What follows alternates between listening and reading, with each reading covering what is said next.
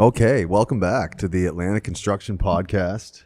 Unique episode today, one of many that we'll have with our partners, Freeman Financial under the IG brand. So we have Peter Freeman and Aaron Dressler with us today. Gentlemen, great to be with you today. Thanks for coming into the studio. Thanks for having us. Yeah, thanks for hosting us. So we're excited to dive into your motive to reach the construction industry, whether that's contractors, business owners of consulting firms, architecture, engineering, again, contractors of all kind, suppliers, business owners, right, that are at a certain level, small, medium, large, certain size businesses that need help with all kinds of their financial needs and decisions, and you're managing wealth. So before we get into more details, maybe we could just start with an introduction. Maybe we can start with you, Peter. Just a little background on yourself, and then we'll go to Aaron and just sort of what you guys are all about, but how you got to this point. Yeah, so I'm from Halifax, born and raised. Went to school here, like most everybody, and joined the firm IG Wealth about 24 years ago. So initially I worked with colleagues of mine. I used to be in the retail Sobeys marketplace, and during that time we started working with that group as well as a lot of business owners. So now we're spending more time with our business owner clients now, and we've been very busy in that marketplace, which we love. Thank you. Nice. Yeah. And yourself? For myself, I'm a transplanted Nova Scotian. Came from Ontario, moved here 24 years ago. I've been in financial services now for 30 years.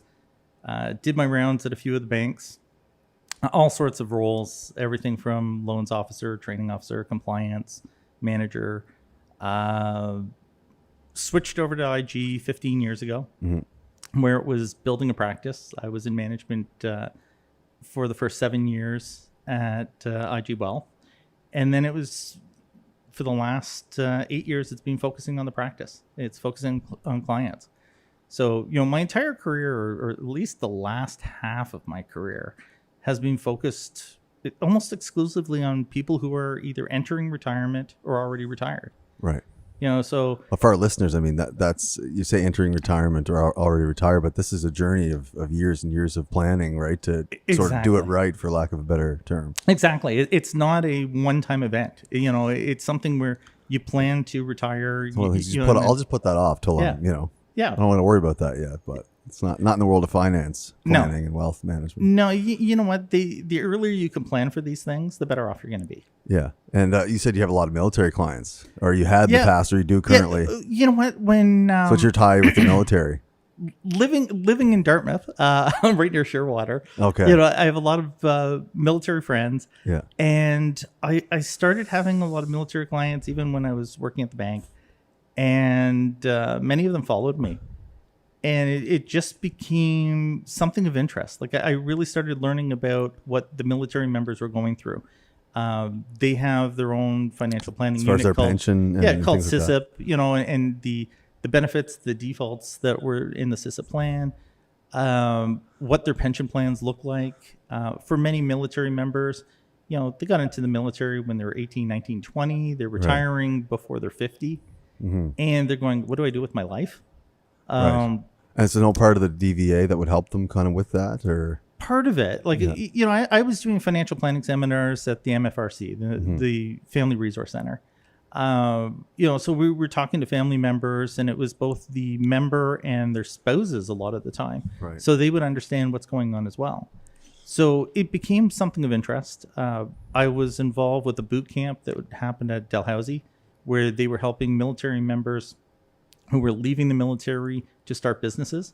So the boot camp had 20, 25 people in it each year. So almost a way to adjust back into adjusting back to the civilian other part life. Of the world. Yeah, civilian life. And military members are good with structure, but there's other parts that they need help with. Their whole life is organized around such a high level of structure. Exactly. So there's other parts that they needed help with, which are things like sales, marketing.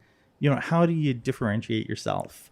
they're used to being part of a unit. Now it's how do I make sense of my own identity, my own business, and get it to grow. It reminds me a lot of friends or stories I've heard of professional athletes when they retire and they have an identity crisis, and it's like a 5 to 7 year shift of their mentality. If they don't get into broadcasting or something, stay in the industry, but who am I now? My identity's been tied up in this. We find it like with a typical retiree, we'll find that as well. Like a lot of people, their identity is wrapped around what their job title was. Their social network is wrapped around the people at work. Yeah. As soon as they leave, it's like, who am I? Who wants to talk to me? All of a sudden, all those friends at work, they're not talking to me anymore. Yeah, every layer of their social, psychological, it's all. Yeah. What about yourself, Peter? You got 2 kids? 3? Yeah, 2 boys, Okay. 15 and 17, and they're entrepreneurs themselves. Yeah. So they have their own little businesses. They're taken after their. Yeah, it's a dad. family. It runs in the family. Because you tell us about your time with Sobeys. I mean, that's a big name around Atlantic Canada. Just about your time working there and what it's meant to you. And Yeah, everybody starts somewhere. But yeah, in high school in Halifax, I was looking for a job, so I picked up a job at the local Sobeys store, and then I really got to know the manager well and understand all the aspects of the business. And when I ended up in finance and management at St. Mary's University, everything came together. And I said, gee, look, I work for a great company. I get to see the inner workings of it, apply that to what I'm learning in school. And I really liked the Sobey family and the way they did things and the various businesses they ran. And it was very exciting to be part of that group and work through the retail and work up the ladder a bit. And then after 10 years, I realized I wanted to work with individuals and money. That's finance. So that's why I left Sobeys to join the firm, which I have, and here we are today. Right. So nice. And I've heard that you've got some hobbies around the building things. Lots of different things on the go. This is from your partner in crime here, Aaron. Right. Yeah, I do have a Bobcat with a little excavator, and I'm a weekend warrior, so I always picking away at something, right? Always building. I find when you're on the business end and you don't get to work with your hands as much. I think a lot of our listeners will maybe be able to relate. We're in an industry where it's very blue collar, but if you're not able to kind of use, it's something therapeutic about just getting out, and whether it's if you're into woodworking, building the coffee table, or working on the car, or whatever it might be, just to get that kind of, I don't know if it's an affirmation there that you can't, you got to get when you don't get it when you're not building things. So yeah, everybody has to have an outlet. And that's right. We find that too with our clientele is when people retire, there's a lot of apprehension about what's next. And we spend a lot of time fear on that. Even, and some of our business owner clients, they really don't retire. They don't have anything that they know they can focus on. So, when you build a very successful business, you've put your life into it, put your heart and soul. It's some cases it's like your a family. child that you've nurtured. Yeah, that's right. So it's a massive transition for business owners to even consider and think and plan. But the sooner they plan, the more successful those plans become. So if we're going to break down, say, the pillars of what you would provide as Freeman Financial, Peter Freeman, Aaron Dressler, you are under the IG brand. You're flying your own flag. This is a local company. This is a local touch. For our listeners that might be potential clients or that would be looking for a lot of help in this area, is it succession planning for retirement, pension? What are if you were to kind of sum it up, or is it just anything you need we can help with? No, good question. Because people are going to think, a lot of times we have these discussions and, it's a financial management. It's what exactly specifically? Sure. So, the challenge that we'll face is that for a lot of people, when they hear financial advisor, all they think about is investments, and they miss all the other things that we do. Whether it's talking to them about RSPs and mutual funds. Yeah. So exactly. They'll think it's just mutual funds. It's just RSPs. we're, we'll talk to people about tax planning, cash flow planning, retirement planning, estate planning, the risk analysis. Like there's all sorts of other areas that we're going to focus on to help them. We've often thought of ourselves as a connector for a lot of our clients to the resources that they need. If it's something that we don't do, we'll find other places that can help them. But, we do a lot to get people, I will say, from one stage of life to another stage of life, in a way that is the most comfortable for them. So it's unique for every individual. They have specific needs. Definitely. They might need, they're not thinking about succession planning. Let's not focus on that. It's more investing and pension for their business. And then their personal finances, where they're at. Exactly. We'll deal with different business owners and, we go through a process. And first meeting, a lot of times it's getting to know about them. What are their goals? What are their likes? What are the things that they're looking for? Like a first date. Yeah, it's like a first date, and then it's like troubleshooting. It's saying, okay, what are the things that you've done well? It's almost like doing a SWOT analysis for their business. Right. What are the strengths? What are the weaknesses? Where do we see some things that should be changed? We'll often talk to not only the business owner, but it could be their accountant, their lawyer, about making some changes for them because, we'll spot something that doesn't look right or, and no fault of the accountant or lawyer. It could be something that was done perfectly 10 years ago. It's just, it's outdated now, and things have changed and they should be making some changes because what was put in place 10 years ago doesn't make sense anymore. So we'll see that, and then, we'll look at all aspects of what they want to do, and then it's multiple appointments over multiple years, even. This to do a isn't lot just of this. like, okay, well, I need to talk to a financial advisor. Go talk to one, and everything's fine. Yeah, it's not a one-time thing. Long-term. Some of your clients you've had for 20 years. Exactly. More. Oh yeah. Oh exactly. Yeah. It's a lifetime. Peter's been at IG now 24 years, and like I said, I've been in the industry 30, and we've had clients who have been with us over 20 years. And it's lifetime relationships. We've taken on their kids as clients. We've got some of the grandkids as clients. And it's the biggest thing that those clients are looking for is how do I pass on the wealth to the next generation? And I want to make sure my family's okay. And what's the structure of the best way to do this? And so that trust is also like penetrating to further generations, even in your career, in your lifetime, your career. Yeah. We have a lot of clients even who we started working with to start planning for retirement who were, say, early 50s, they're 55, whatever. They're introducing us to their parents because they want to make sure that the parents are doing everything right for estate planning purposes and everything else too. And they're worried about what their parents are doing. And, with a lot of, I'll say, senior scams and everything else that are out there, they want to make sure that, their parents are protected. So they want to have a second opinion that everything that their parents are doing is correct. And, we've had those introductions. So, so when it comes to business owners, it's an extra layer on top of what you normally see from the personal side, because from a business owner perspective, it's, what's happening with their family? How do I pass on things to their children, grandchildren, et cetera? But it's often, how do I support my management team? How do I support the other employees? There's a whole bunch of people that are involved. It's far more complex.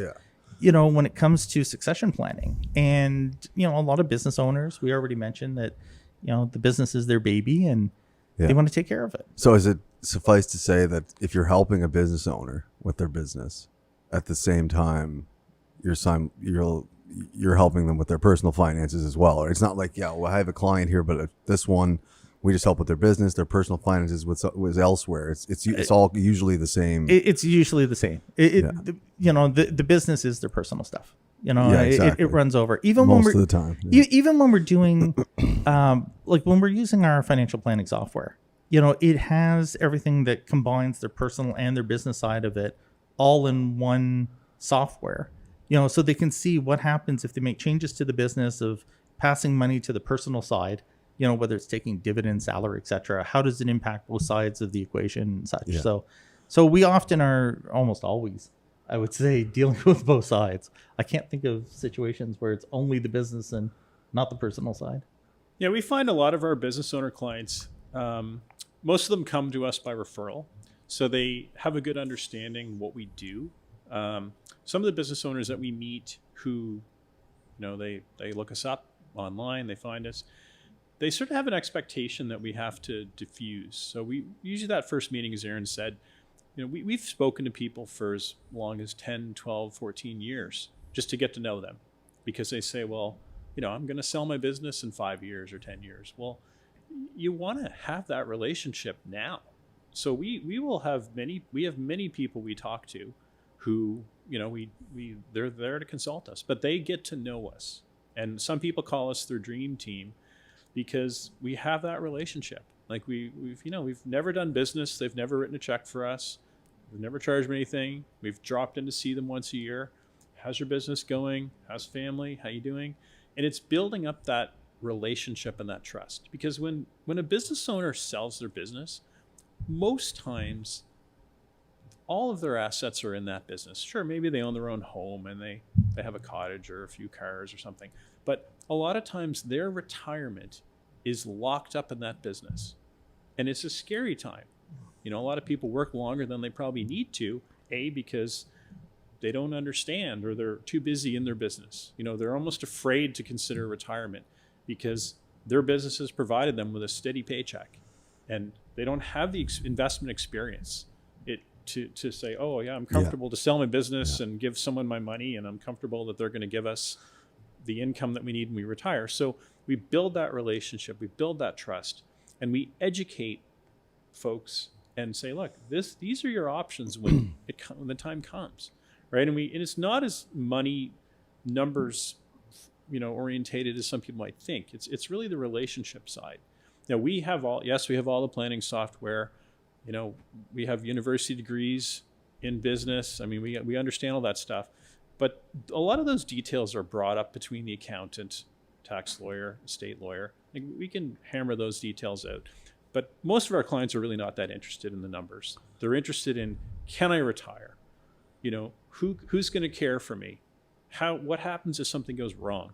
If I get sick, if I die, are the loans paid? Does my business transition? Who's going to run my business? Will a competitor gobble it up? Like all these concerns, we've seen them. We've worked through them.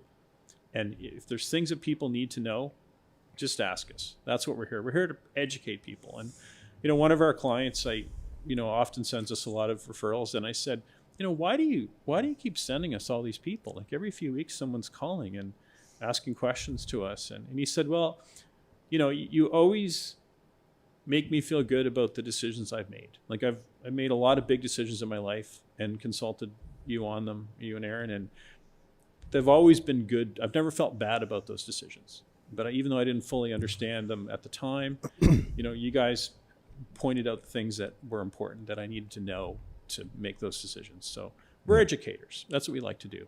Yeah. I want to try and come at this from a devil's advocate and kind of play, the role that I can play is that in my background is, growing a business in contracting and kind of being immersed in that industry of, it's fast paced, it's all consuming.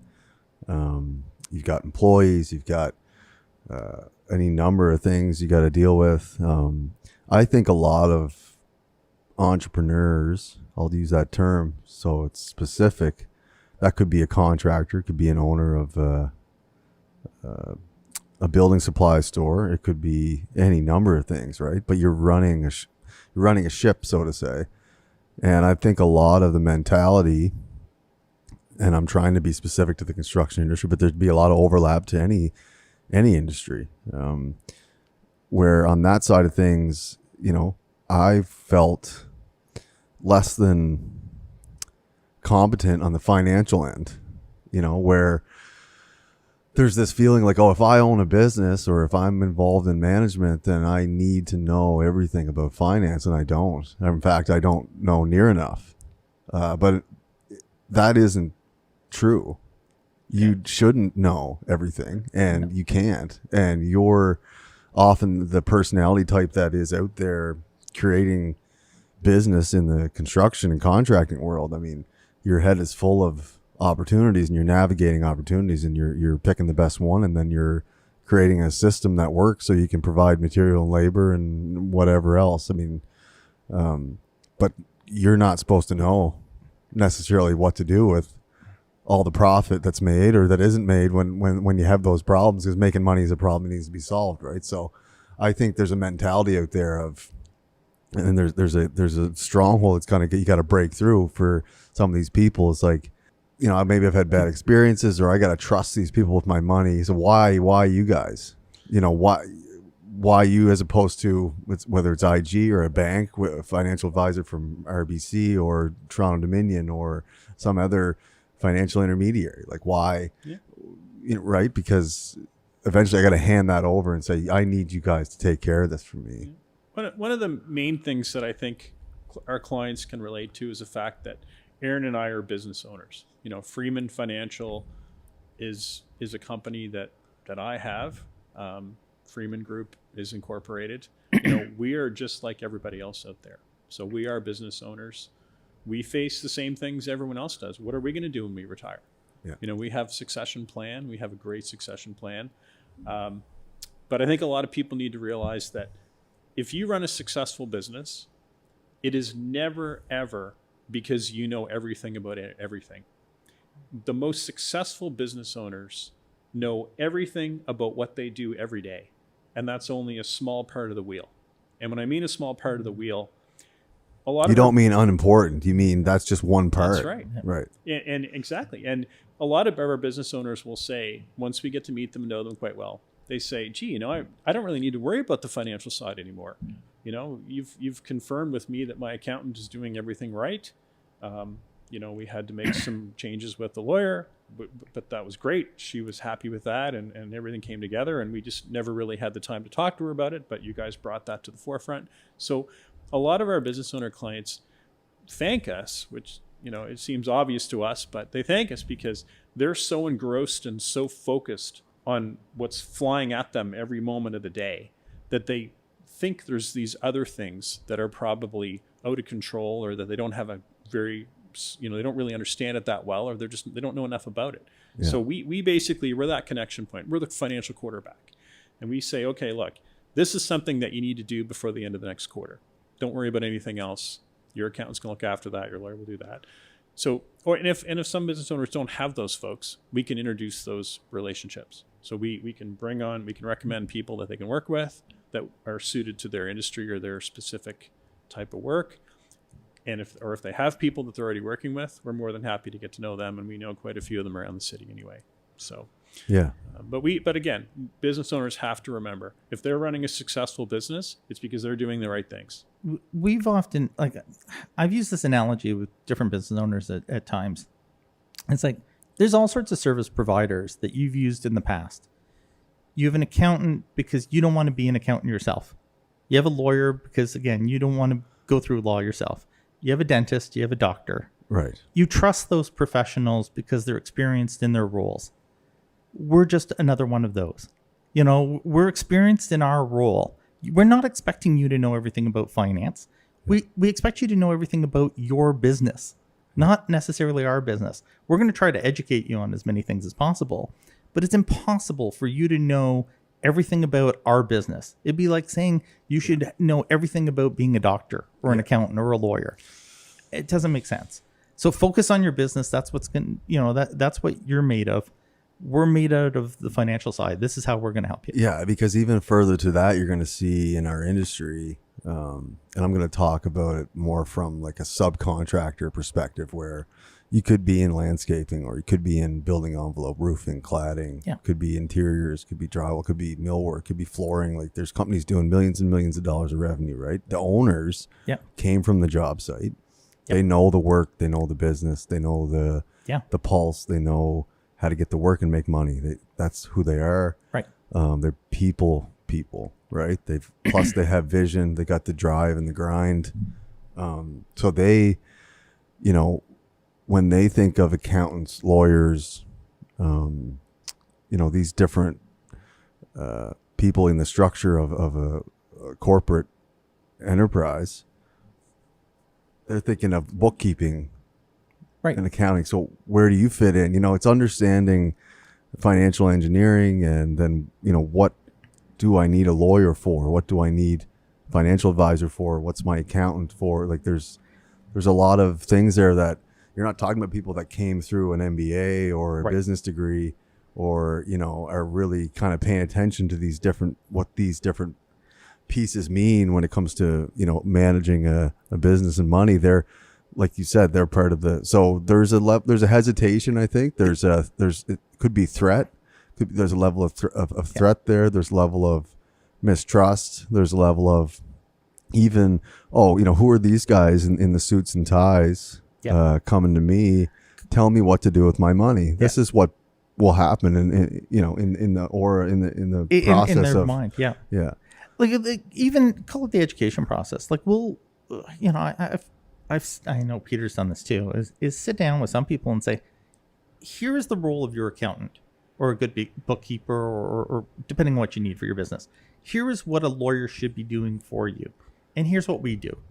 And sometimes these people who are outsourced or who are coming to see them once every month to do the books are not doing what they're supposed to be doing for them either. And that's the education. It's saying, for your business, this is what you need from that role. Like we are not going to be your bookkeeper. This is what a bookkeeper is going to be doing. This is what your accountant's going to be doing for you. Because bookkeeping and making credit and debit entries is a lot different than telling someone what to do at the end of the year with the amount of profit they have, if they should pay cash for something or save this or donate to this for tax reasons. Like that's all completely different mindset of what our roles are. So we'll often work with those other professionals, and we'll often say, isn't it great you have a team of people around you, that could be helping your business, so that everybody has their function and we're all looking at that for your behalf. Like we're all trying to optimize what we do to make your life easier. That's what we really try to focus on. Like successful business owners are people who are really good at the one thing that their business, and that's what they focus on. And then other people are placed in the positions where they're the experts at those. And that takes a level of humility to do that. We look at it. So a lot of us want to be good at everything. Things we're not good at, especially things we're not good at. We wish we were. We look at it at our own practice. We're running a business and we talk about roles within our business. We have a few administrative staff, and Peter and I, we could spend our day doing paperwork. That's not the best function for us. The best function for us is going out, talking to clients, educating clients. We've got an admin team, and we'll talk about, is one person on our admin team's role, is it to make sure our clients are booked for regular meetings? Is it another person's role to do all the administrative paperwork? Yeah. Is it another person's role to make sure our website is up and social media and events that we host and things like that people are invited to? So we'll make sure people have an idea of what their roles are. And, in a business, in construction and such, it's the same thing. You're not doing everything. You've hired people to do certain things within your business. Yeah. Which is why a startup is so difficult. Oh, you're the jack of all trades. Depending on your capital, whatever, you got to wear all the different hats for at least the first. One of the things I would say kind of makes both of us unique, where we're coming from too, is both of our parents own businesses. We grew up as kids seeing what our parents went through, as struggles, and what it took day to day, the long hours, the sacrifice at times, the struggles and all of that. It's in our DNA, because we grew up like that, and our parents had different businesses. DNA, and it's in your spirit too. That's the reason they call it the entrepreneurial spirit. It's more than just it's ingrained. You don't have a choice if it's there. Exactly. So really, like growing up, I think both of us always thought it may not be that we go into our parents' business, but we always thought we're going to be running something. Like we're going to be involved in some type of entrepreneurial venture. Yeah. We just, it's our DNA, it's just, how we operate, more than anything else. What are you thinking? A lot of things. Aaron and I are, I was going to say we're mutually exclusive, but we're certainly, we think the same way, which is great. And another thing is I've realized in my career, for me to be as successful as I wanted to be, I needed to be in a partnership. So Aaron and I joined partnership in late 2018, and it's amazing because we complement each other. So I've said this for years to clients. I've said, you need a complementary team, and I understand. I can say I understand it so well now because I've met Aaron. I've had some different partners over the years in the business, but Aaron really, we know what each other's thinking, and it's exciting, and that's why we really love business owners because, like I said, we are business owners. We work together, and we recognize that I don't know everything. There's things that I don't know, and I'm not afraid to say I don't know everything and learn something every day. What I don't know, Aaron knows.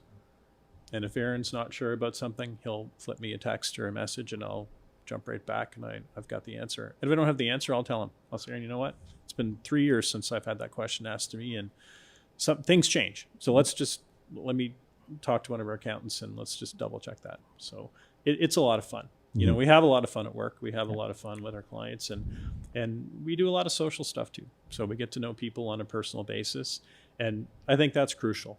We have a vest. We don't do well unless you do well. Our clients have to do well for us to excel and succeed. So to see them succeed, we're not paid salaries. We don't charge people by the hour. It's a different process that we derive. But it's a mutually beneficial relationship. So if you're benefiting, if a business owner client of ours is doing well, the better they do, the better we do. So we have a vested interest. So if we can recommend people, we're always pointing things out to clients. Have you considered this? Have you thought about that? Yeah. And it's a holistic approach, right? Exactly. You're getting to know the client personal, business wise, all their unique issues that might be this much, this level of complexity or but you're solving problems and you're both wanting to get the win, right? It's a joint effort. It's a team.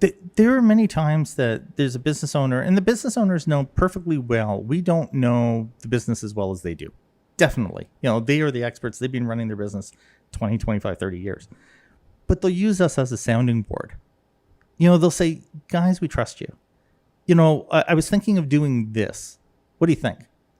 And for some business owners, the only person like that they could rely on before was their lawyer or their accountant. Mm-hmm. Now they go, okay, there's also you guys. What do you think in terms of going this route? Right. Yeah. And we get those types of questions from time to time. And again, we'll say, like, we're not the expert in your business, but what you're saying makes sense.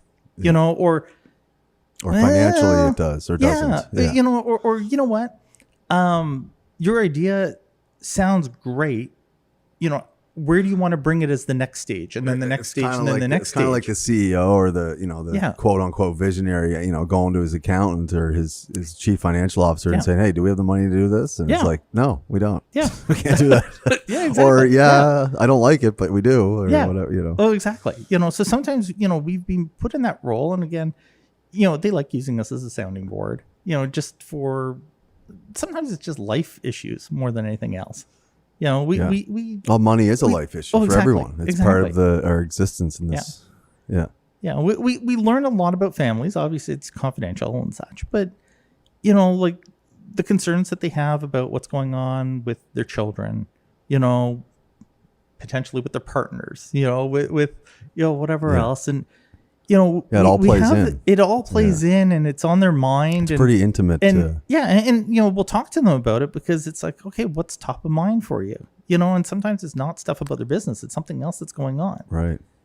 So let's get it out there. Let's talk about it. Yeah. And so again, like a lot of times in business, when you're a business owner, it's people that you're dealing with. It's whatever the service might be or the product. It's people that you're in contact with, and that really is what your business is. So you end up being somewhat of a counselor, to some degree. We all have to be. We wear many hats, counselor, psychologist. We all need a little bit of counseling, and we all have to do a bit of counseling. Yeah.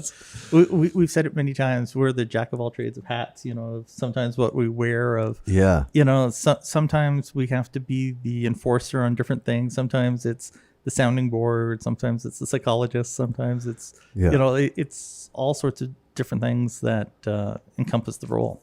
Yeah. So if for our listeners right now that are, followers of Atlanta Construction Podcast and Atlanta Construction Media,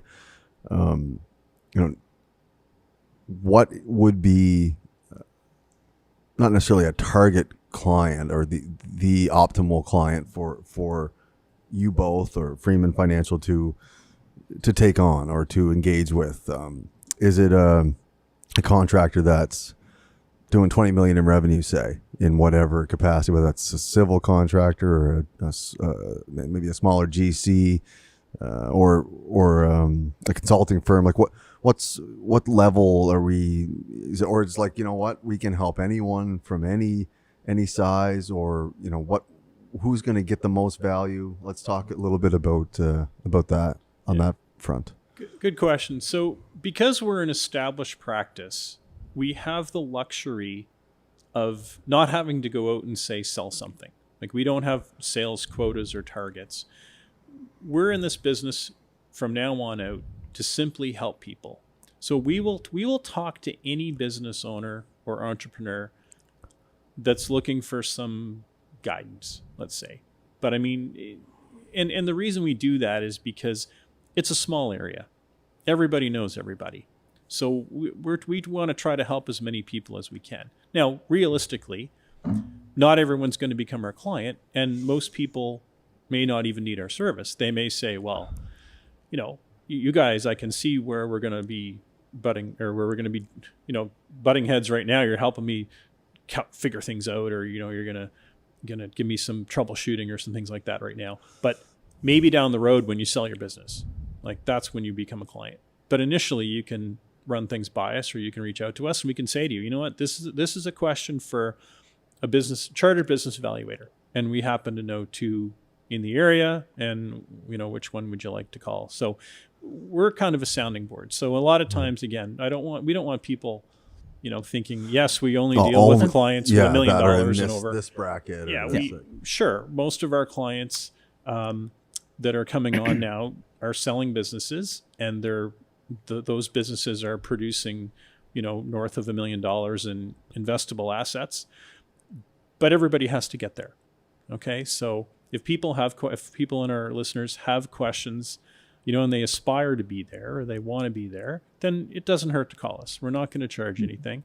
We can give you a little bit of free advice and kind of, push you along in the right direction. Yeah. Because that's what we want to do. We live in Atlantic Canada. We want to see Atlantic Canada do well. And we recognize that not everybody is there. Not everybody says, okay, guys, I'm going to sell my business next week. I have a check for $25 million. Well, I don't know what to do about it. That needs to be a confident decision. That decision takes years to make. So yes, we have some people that we've met 6 months later, they've sold their business, but they've come on referral. They've come on referral from an accountant or lawyer, or someone that says, look, these guys are, they have a vested interest in how well you do. Like, you want to talk to them. That's great for us. And that's an easy, way to meet people, an easy client to pick up. But we want to earn that client. Like, we want to earn, ethically, we want to earn that business. So that's why we're willing to talk to pretty much anyone who, needs a little bit of guidance and just doesn't know, just may think they have a silly question. I mean, a lot of people say, oh yeah, I've got a really dumb question or a silly question. We haven't heard one yet. I'm waiting for it. I've been waiting 24 years and I haven't heard it. Yeah. I was just going to say, like, when you asked the question, I was trying to think, who gets the most value from our services? And I would say, because we're so used to dealing with people's children who aren't born yet. Yeah, people's children, definitely. They get the most value, for sure. But, like, we sit there and we have a lot of clients that are retired or about to retire. And we find those are the clients that usually have the questions that mean the most. They're thinking about the next generation or two generations down. They have complicated issues. They understand that they need to talk to somebody to answer their questions because they don't know the answers. And they may not believe their accountant or their lawyer is the best person for that. So those are the people who look out and say, And they're probably know, not the best person for that. Yeah, like so. I'll give you an example. Unfortunately, we've had some clients that have gone through health issues. Their accountant and lawyer aren't necessarily providing insurance protection for them. They're definitely not. But they need to ask us questions about, how do I protect my management team? I want to make sure they're stable, or if something happens to one of them, I need to replace them. And where's the funding coming from? It's those types of questions that they're going to ask us, and to get value from those types of conversations, just to say, how do I keep the business running even if somebody is now out of the picture, because of illness or death or whatever else. Like when it comes to the actual succession side, all sorts of tax questions come up, and that's where we'll get in a room with the accountants and we'll actually figure it out. And we may bring in even head office resources to say, here's an optimal approach to the succession of your business, whether it's how you're going to split up the shares, how you're going to sell the business, are you selling assets, are you selling the shares, etc. Yeah. So, those are the people who typically will get the most value from us. Yeah, and I'm trying to think of like the thing about under the umbrella of construction, right? It's especially for us where, we have guests on who are in the residential space. We have most of our guests that come from the ICI world, meaning industrial, institutional, retail, commercial construction, right? So, it's so broad.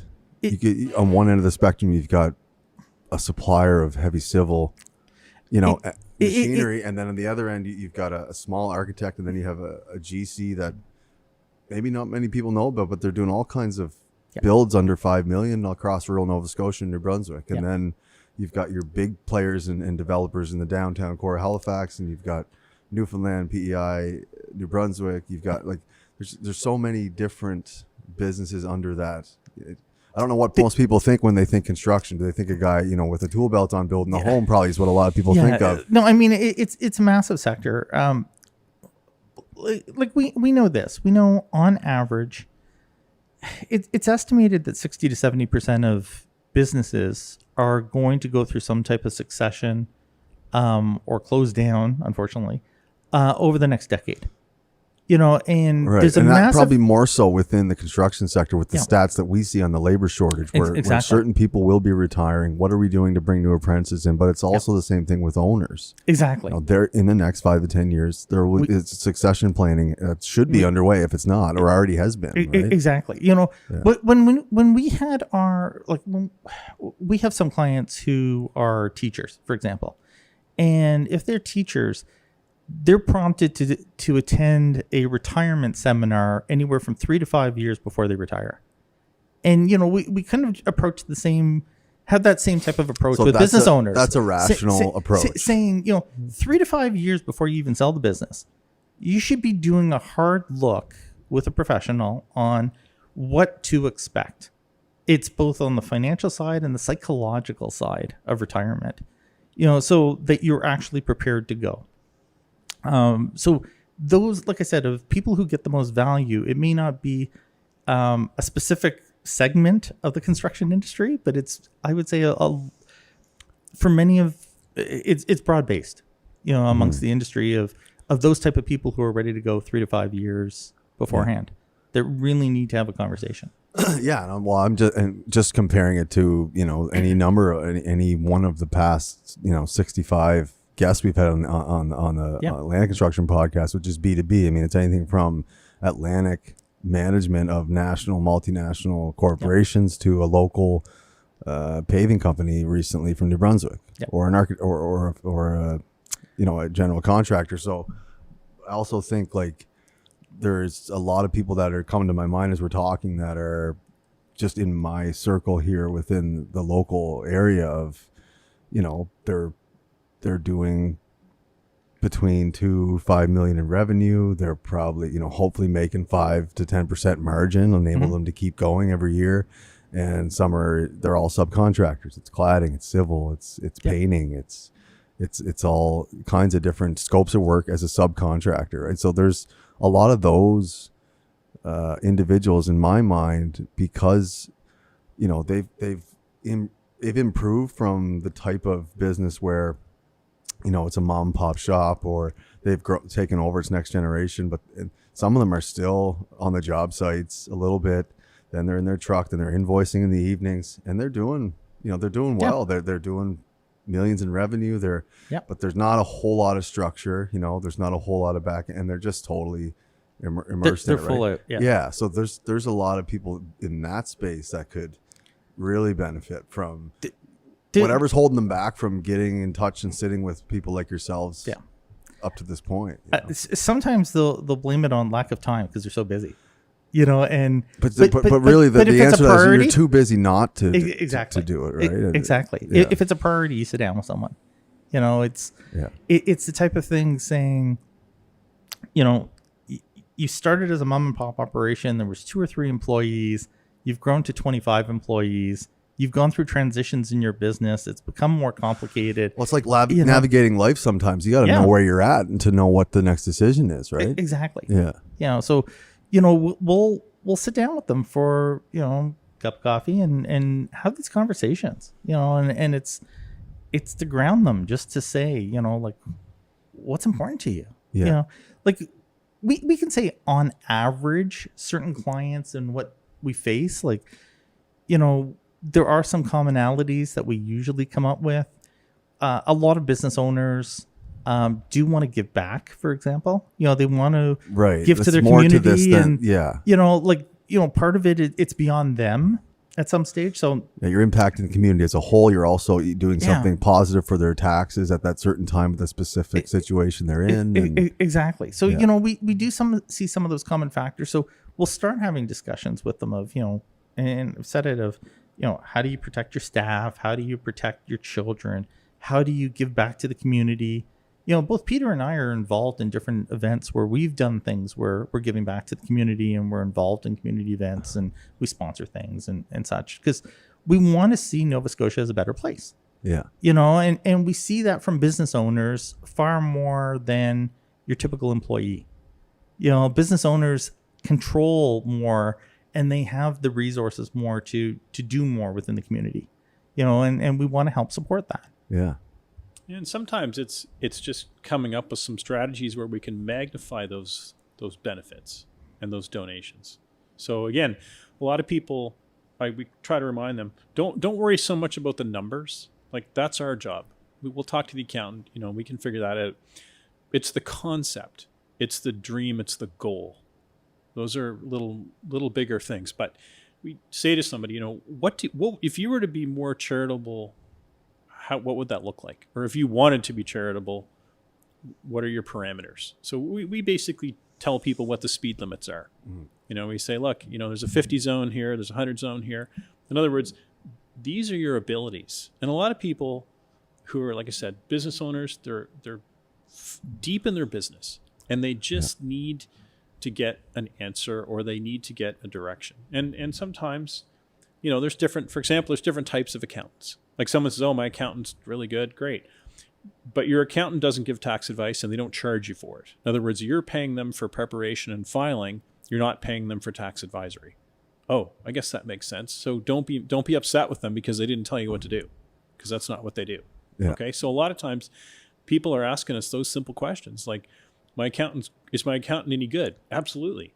But their partner or someone that's in their firm needs to talk to you about planning, not that person, because that person is just for year ends or GST or whatever aspect you're looking at. So we have a lot of experience just by the virtue of working with people.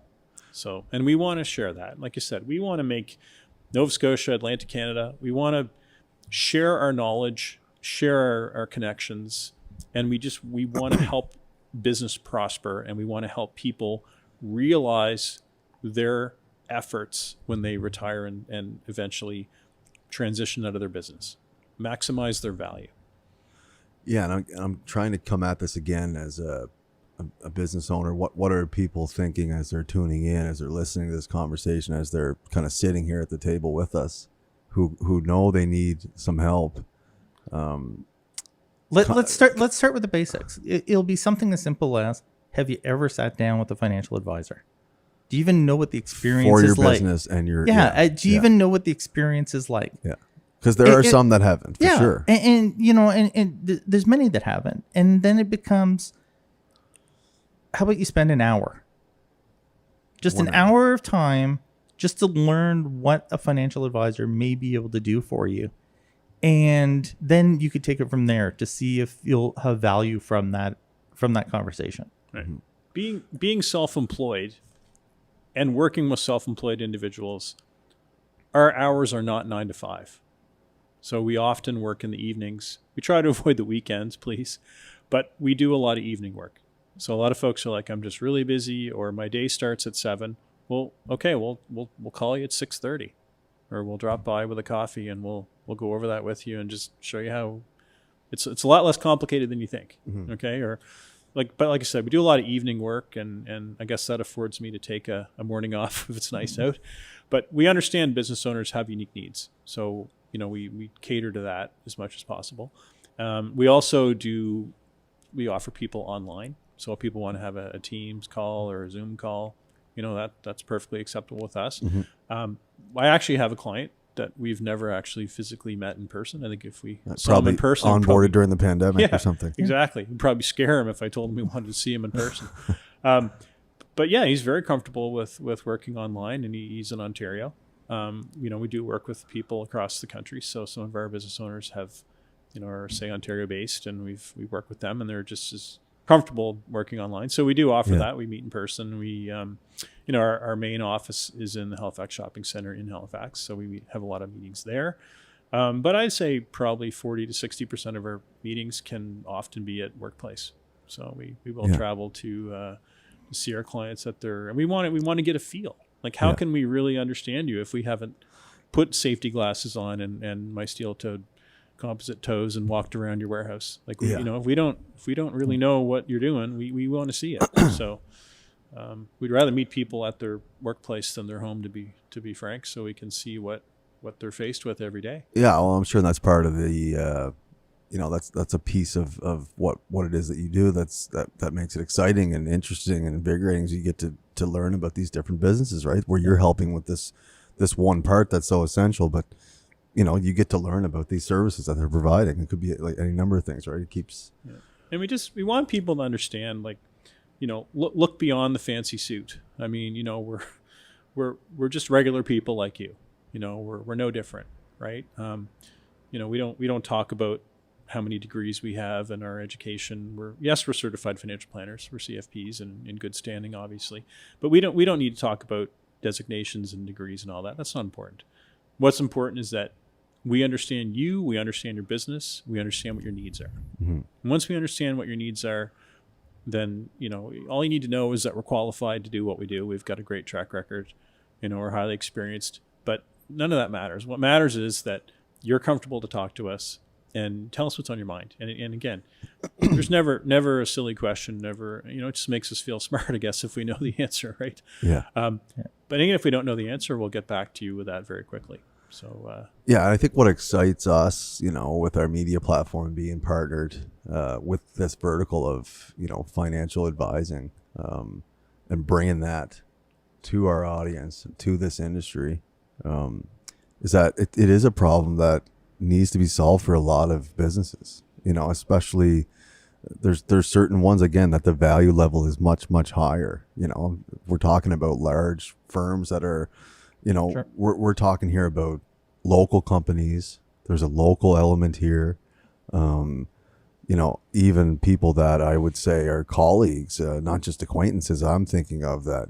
I want them to sit down with you guys, and why not you guys? I mean, there's other people sure that they could sit down with, but with the experience level, with the motives, you're wanting to reach this industry because you've both reached a point in your careers, and that you've reached that level of success. You want to give back. You want to plug into more clients within our industry, because it's a cornerstone of not just the economy here, but the culture. And it's there's a lot of growth and activity there in this industry, but that's also going to mean that there's a lot of people that are in over their heads. There's a lot of people that sometimes when you have problems, you're navigating life or business, you don't know what the next step is, and sometimes there's a number of things that need to happen, but sometimes the one thing maybe that someone needs is, it's not just about the financial returns. It's the mental energy the peace of mind that comes in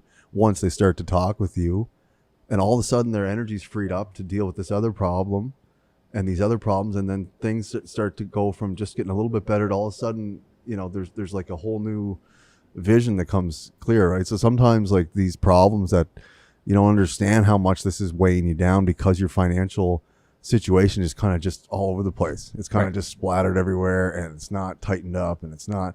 And you've spent the last couple of years like 30% less productive because this big part of your business and your mind is not right. These are serious issues, right? This is stress that continues and continues if it's not dealt with, right? Definitely. But a lot of people just have to sit down and start the conversation, right? Yeah.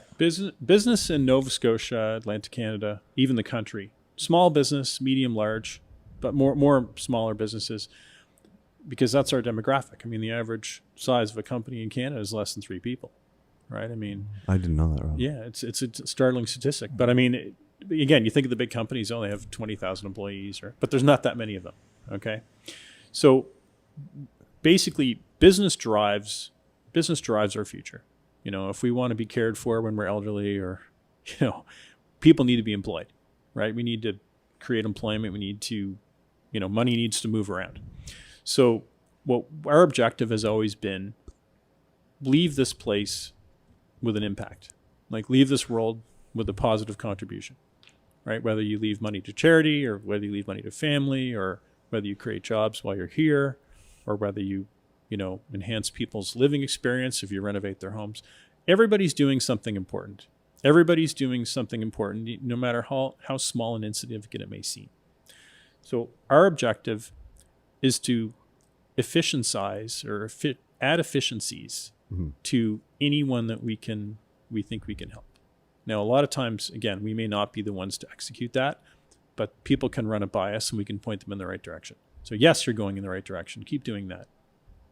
We've seen that before, and just keep going that way. You'll get there. Sometimes a little bit of a push. But again, our objective is, like I said, to make people understand, hey, we're all in the same situation. We've all grown a business. We've all matured a business. We all have to sell. Like all these things, we've all gone through it together. Mm-hmm. So that's why our business does very well, because, again, being self-employed, building our own business, working with business owners, that's the business that we understand. Mm-hmm. So... And it does, I want to draw a thread on just the mentality shift, I think, within our industry locally, maybe more so, of the more collaborative approach to business, to contracting, to construction. The kind of dictatorship mentality that you might have seen more so in the older generation, from the baby boomers and on and on. Like now it's a lot more like we need to come together.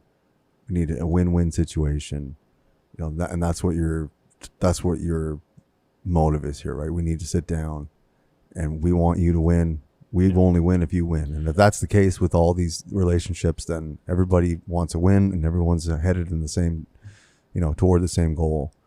That's right. We want to share our knowledge and have it applied where it's going to benefit the most amount of people, have the most impact.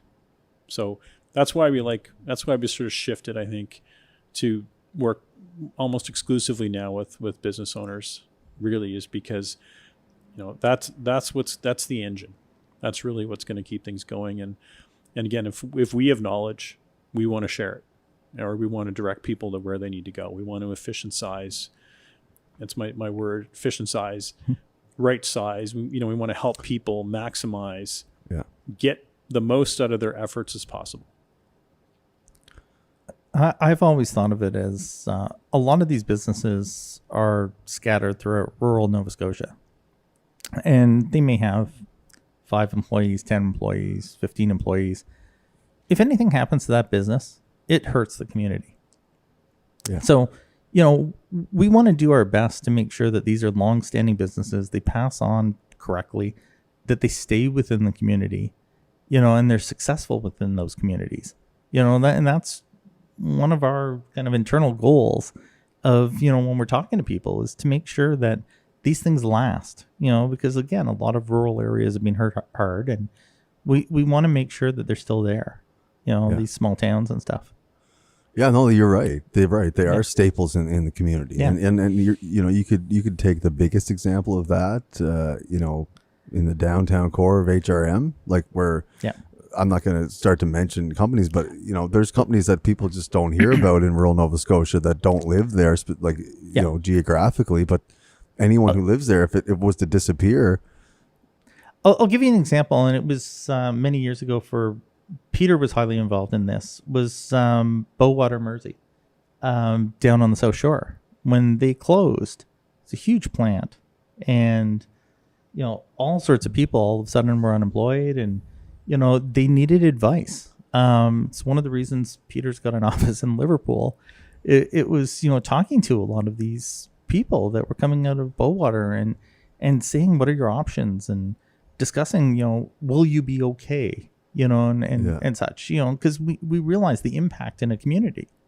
So I was thinking, go ahead, sorry. No, I was just going to say, funny you mentioned Liverpool, but that's just, a little bit about what we do. But we have an office in Liverpool, and it's a community conference center. So it's sort of open to people that want to use our boardroom or whatever. It's complimentary. They can use it for different things. And most municipalities now have rural transits. In the valley, you've got King's Transit and Point to Point and different places. So on the South Shore, there's a Queen's Transit, Point to Point Transit. I think they charge, they try to collect some revenue from their passengers, but it's all government funded, obviously. Yeah. And anyway, we provide them with free space.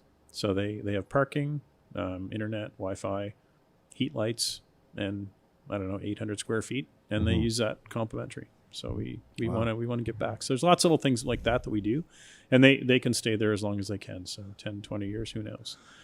So we do want to get back. And like I said, but I think it's a collaborative effort, if businesses, and a lot of times we've connected some businesses with other businesses too. We've said, look, you're struggling in this area. Here's another business that, kind of complements you. You may want to talk to that person. So sometimes it's just having those strange conversations and who knows who.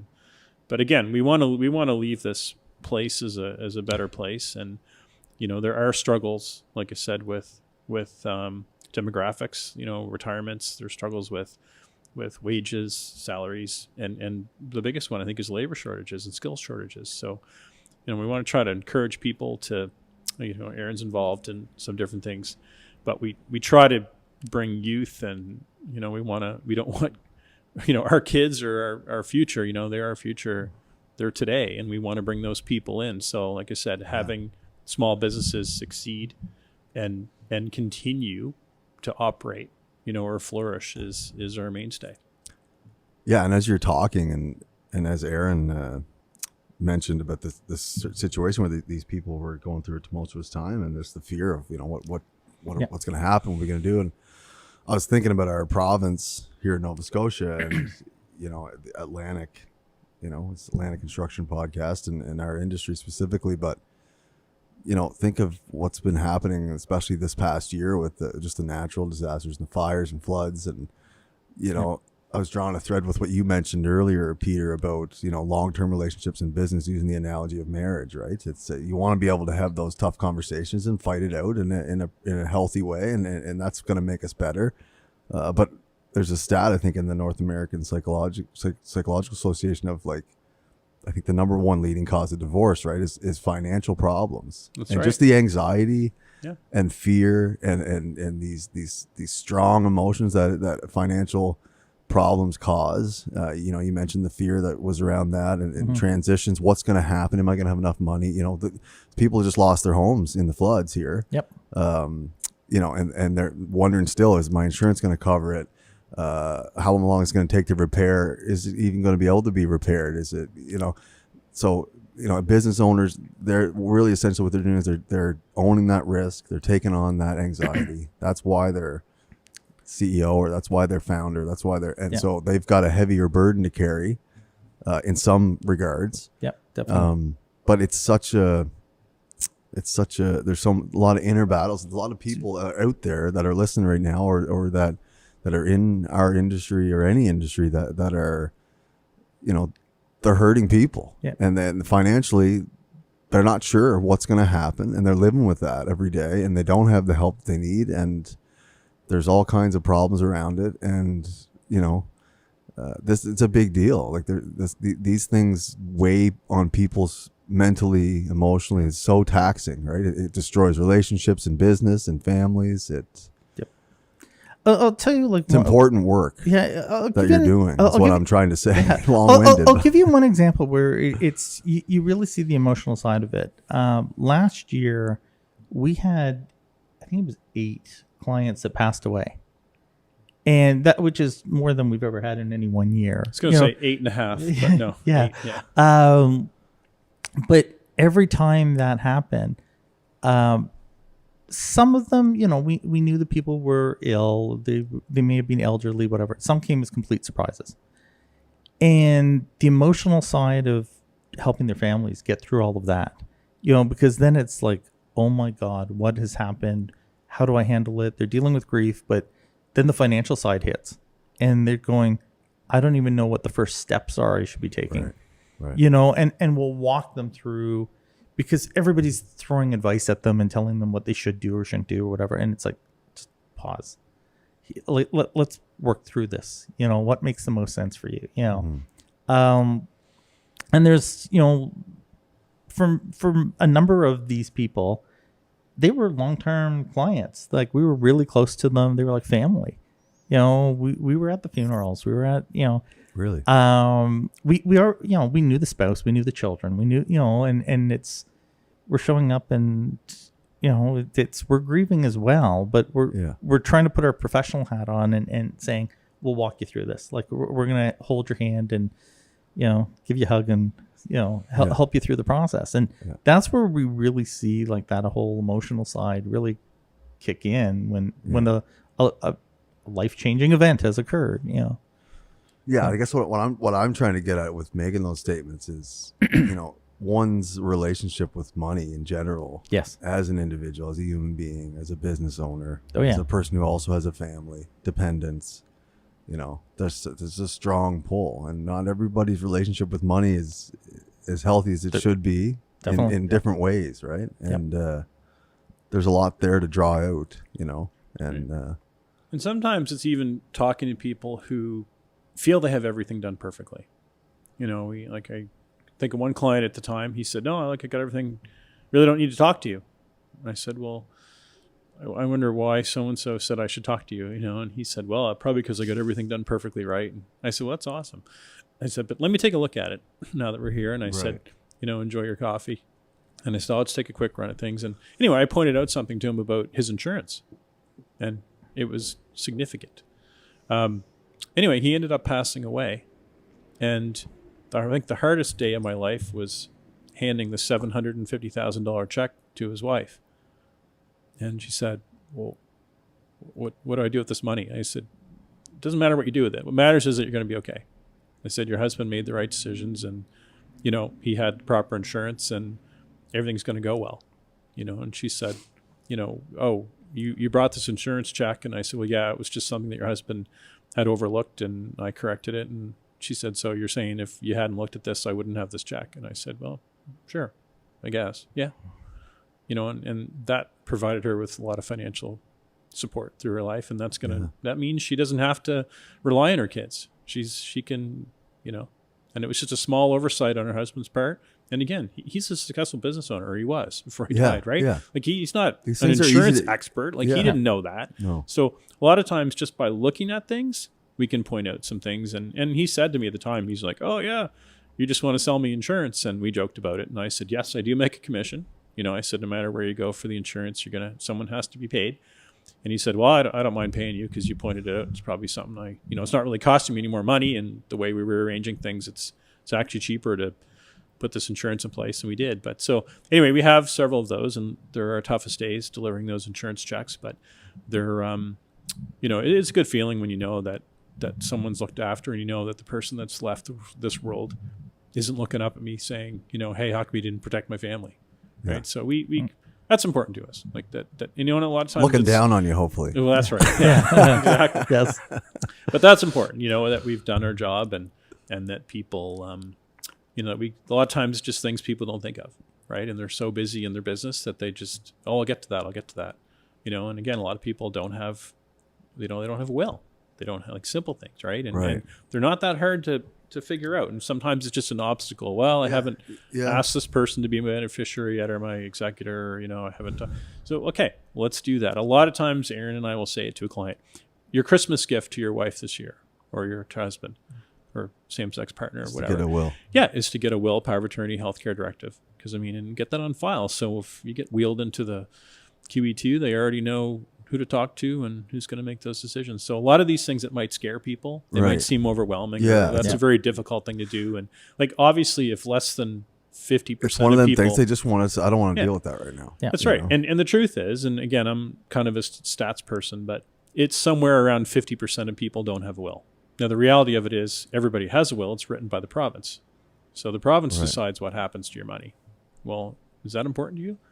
And a lot of people don't realize how easy it is to get a will done. And it's really not that big of a deal for some people, but it gets put off. And again, all these little things that people carry around a backpack full of extra weight, oh, geez, I should need to get that done. Let's talk about it. Let's help you. Let's get those things done. It's not that much downtime. Like I said, it increases productivity when you get all those things looked after. I was going to say something as basic as a will. I can't tell you how many times I've said to a client, do you have a will? Yes. Does your executor know where it is? And they're like, I don't even know where it is. No. Who did my will? Was it my lawyer? Like, no, exactly. Yeah. And I'm like, okay, well, you're gone. You can't help them answer that question anymore. What do you think you're leaving behind? Or there's a will, there's a way. Yeah, you're making a mess for that person to clean up to try to find this document that may have been in your old house. We have to get these things organized. So we joke with people on some of this, but it's serious stuff, and and it'll have an impact on. It's so serious, you got to joke about it. Yeah. Well, I think there's a level of embarrassment too, like for sometimes if things aren't going well in the business, or maybe do I even know if I have a will, or there is that kind of because it's finance, because it's such a key part of even a person's dignity in some regards. I don't want to reveal all this stuff. I don't want anyone to see what's going on under the hood here. Yeah. It's not that great. So people have to kind of get over that too to get some help. Yeah. People have to realize that, and our listeners, you have to remember that. Speaking for myself, I'm not talking to anybody else than myself. But people who are listening today, we can all improve. Aaron and I are constantly taking courses, upgrading our skills. We have continuing education. We're always trying to stay ahead of things, right? And we enjoy it. It's what we like to do. So we have fun with it. But sometimes there's things where people just don't know where to start. Like for us, education's easy. Okay, here it's listed. Pick the courses you want to take. Yeah. Right? It's easy for us. But a lot of people, do they have a power of attorney? Do they have a will? Do they have an estate plan that's really going to work? Sometimes you talk to people, who's the executor? Oh, he's dead. I did my will 20 years ago. Well, don't be embarrassed about those things, but don't leave that to your family. That's not how you want your family to remember you. When you pass away, it's not a question of if. When you're young, when you're in your 20s or 30s, it's if I die. Well, when you reach a certain point, and that's always pivotal and different for everyone. Maybe it's 50. I'm not going to be able to avoid that, am I? Exactly. Mortality sets in. Yes. But eventually you realize, hey, at some point I'm going to pass away. And the biggest thing that you can leave to your heirs or the people that are left behind you is leaving things done right, so they're stress-free, right? And that's probably one of the biggest things that we see. People think, oh, I got everything done. I'm like, yeah, no, there's one thing that you need to do, and we can help you do it. It's not that big of a task, but we need to have a proper estate plan, because that's you want things to go. I love it when I sit down with a client. I hate it when someone dies, but I love it when I get to sit down with the family and I say, this is probably going to be the easiest estate to administer possible. And they kind of look at me, they go, oh, really? Because it's just dad has all these businesses and mom had this business. And I'm like, no. We've got it all nailed down. And they're like, oh, all you have to do is this. And they think, that's that easy? I'm the executor and you're telling me that's all I have to do? Yeah, because we did our job and we organized everything. And sometimes that's a huge relief for people because they know they're going to die at some point. You never know when. Maybe you do, but death and taxes. But a lot of, exactly. So if we can quantify that stuff for you or help people reach that goal. That's what we want to do. We want to give people, again, we want people to run their businesses efficiently as possible. We want our the standard of living in our country, more specifically in our communities, but we want the standard of living to be maintained. Like, we see a lot of problems now. You look at like dozens of countries around the world in turmoil right now.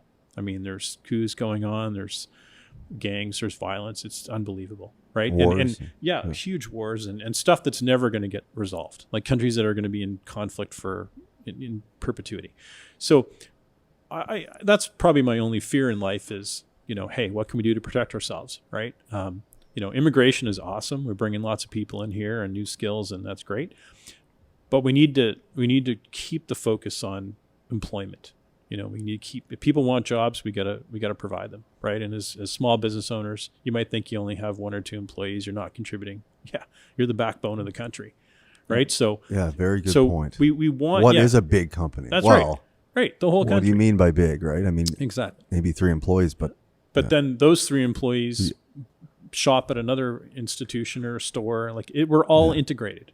And sometimes people think my business is not that important. Well, it is. Everything is important. Every little bit. I think of it like a steam locomotive. I'm intrigued by trains, but a steam locomotive, this 500-ton beast rolling down the track. And if one little bearing overheats and fails, then it stops the entire train. There's a derailment or it's like the ecosystem, right? You take this species that no one ever thinks about and the reptile, whatever, and then it affects every single part of the life cycle, right? You warm the degree of the ocean, you warm it up So the reality of it is you can't worry about the things that you can't control. You worry about the things that you can't control. You worry about the things that you can have an impact on that you don't do anything about. Yeah. And if you don't know where to start and it's somewhat financial related, then reach out. And I just want to reiterate the point. Yeah, sure, call us, text us, email us, get a hold of us somehow. That's fine. But we always recommend that people that talk to us talk to lots of people. Say, look, get a second, third, fourth opinion. Like the more that you talk to more people, the more you're going to learn, the more you're going to gain. Yeah, your reputation is everything. That's right. Yeah. So we can't help everybody. We can't be everyone's advisor, right? I mean, admittedly. So we can recommend other people but bounce it off somebody. Like you don't have to talk to us, talk to anybody. But I mean, you do want to look at professional experience. I mean, you want to say, is someone a certified a chartered accountant, or are they just an accountant? Do they call themselves an accountant and they're a bookkeeper? Right. Yeah. I mean, you need to do a little research there. And when you are getting professional advice, make sure that person is qualified to give that advice. And I think what's exciting for us at Atlantic Construction Media with this is an intro. This is a podcast based around financial advisors and who Freeman Financial is, Peter Freeman and Aaron Dressler. But our attempts with this partnership to reach the people that can use this assistance. And that's right. From you specifically, but there'll be future educational content that we'll be focusing on. It might be estate planning, might be tax, it might be succession, it might be insurance, could be any number of things, and we'll have more content, more podcast episodes, various marketing content coming out on the financial front that we hope that is beneficial to business owners that are tuning in. That's right. That need that help, and then in turn they'll connect, and we'll see these relationships happen in the future that are needed and are going to be a big help for a lot of people that we're there to advocate for. We're passionate about this industry, right? And so it's going to help people in a lot of different ways. Yeah. So. And because we can't be all things to all people, even if after this call or this podcast, you reach out to somebody else or your own financial advisor or your financial institution, that's what we want. That makes our day. So you don't have to call us. You just need to take action and reach out to a professional or people that you need to help. So if you think you need to get your will done and a lawyer, or you have a client or an affiliation with a lawyer, you worked on their house or whatever, talk to them. So don't be shy. Everybody started out, at the same place, but our objective is for everyone to do better. So we want to see you benefit. You spent time listening to us today. take action, talk to someone, make those things happen. Any final comments, Aaron? Nah, I think Peter said it all. That's a pretty good job. Yeah. Well, thank you both for connecting with us, engaging with us. Our partnerships mean a lot to us. This is an important service for a lot of our audience and for our industry in many regards. So this is exciting. It's good to have podcast one with Freeman Financial recorded, and we look forward to lots of future content. And it's been a great conversation today. Yeah, glad to be back. Good to be here. Thank you. Yeah. Thanks.